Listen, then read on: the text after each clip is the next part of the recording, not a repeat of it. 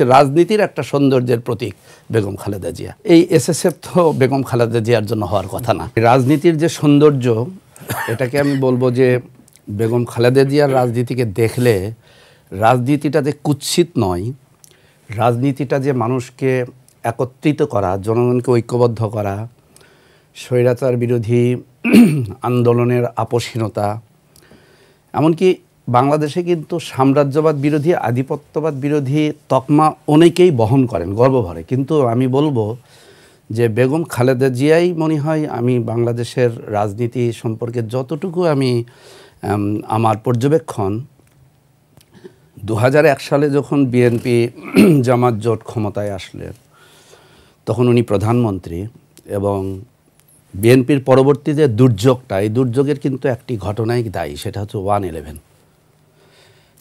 9/11 যেটা হচ্ছে টুইন টাওয়ারের ধ্বংস।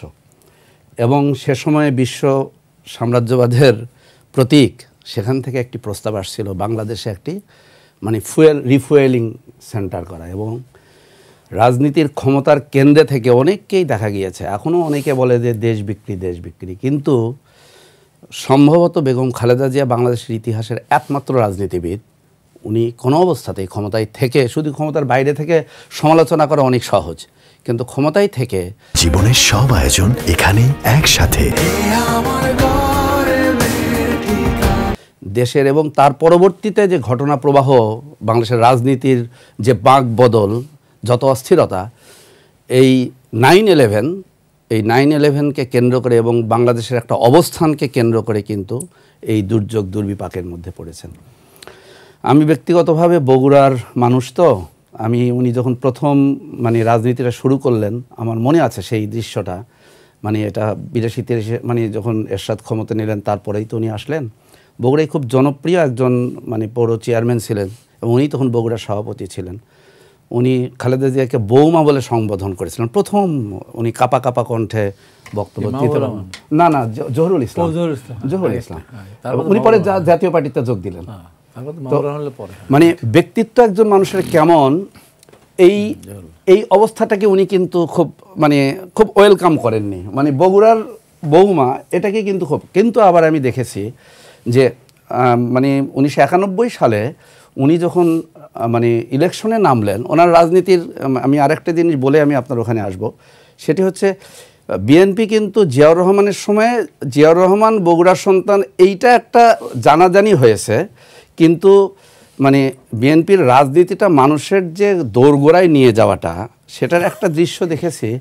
উনি সাধারণত ক্যাম্পেইন করতেন কিন্তু গভীর রাত পর্যন্ত, এবং ওনার আরেকটা ধরন ছিল, বড় সড়ক থেকে উনি কিন্তু গ্রামের একেবারে মেঠো পথে উনি গাড়ি চালিয়ে যেতেন, এবং বাড়ির সামনে দাঁড়িয়ে ছোট ছোট বাচ্চাদেরকে, মহিলাদের সাথে কথা বলতেন। এই জিনিসগুলো দেখা গিয়েছে, এবং আমি বলবো আমরা অবশ্যই সবাই ওনার সুস্থতা এবং ওনার ইয়েটা কামনা করছি। কিন্তু আমার কাছে মনে হয়েছে গতকাল থেকে বিএনপি নেতৃবৃন্দের যে বডি ল্যাঙ্গুয়েজ, বিশেষ করে ভাইস চেয়ারম্যানের ঘোষণা পরবর্তীতে স্বাভাবিকভাবে দলীয় শৃঙ্খলা বা দেশের জন্য যে ঘটনা, এবং তাদের বডি ল্যাঙ্গুয়েজ বলছে যে এটা সম্পূর্ণ আল্লাহর হাতে, এবং যেটা পান্না ভাই যেটা বললেন যে হয়তোবা উনি এখন জীবন মৃত্যুর সন্ধিক্ষণে উনি, এবং যেটা আপনি যে জিনিসটা বলেছেন যে এসএসএফের অবস্থানটা, এটা উনি কিছু ইঙ্গিত করছে, হয়তো এই ধোঁয়াশাটা কাটতে আমাদের কিছুক্ষণ অপেক্ষা করতে হবে। কিন্তু আমি নিশ্চিত এই এসএসএফ তো বেগম খালেদা জিয়ার জন্য হওয়ার কথা না, আমি এটা নিশ্চিত। আমার একটা সিভিক সেন্স থেকে, সাধারণ জ্ঞান থেকে, কাণ্ডজ্ঞান থেকে আমরা এইটুকু বুঝতে পারি। তো এই মোটামুটি আমরা দেশের এই কেউ অগ্নিকন্যা উপাধি পেয়েছেন, কিন্তু আমি মনে করব যে সকল উপাধির ঊর্ধ্বে বাংলাদেশের রাজনীতির একটা সৌন্দর্যের, আমি বলছি রাজনীতির একটা সৌন্দর্যের প্রতীক বেগম খালেদা জিয়া।